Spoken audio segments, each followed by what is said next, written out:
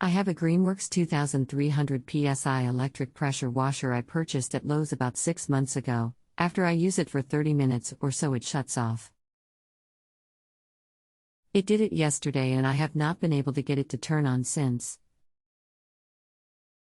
When did you last clean or perform maintenance on your Greenworks pressure washer? I do it every time I use it. I have only used it 5 times. How long has this been going on with your Greenworks pressure washer?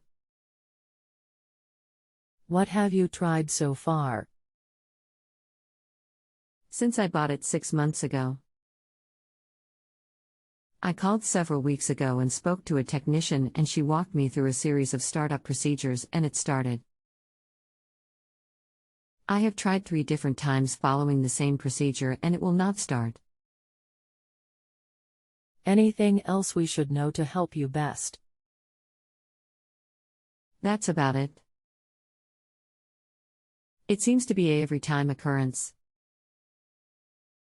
Hi, I'm Mike and I have 20+ years of experience in the home improvement field.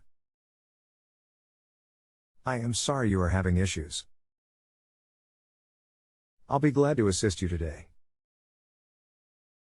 The issue very well may be water pressure related.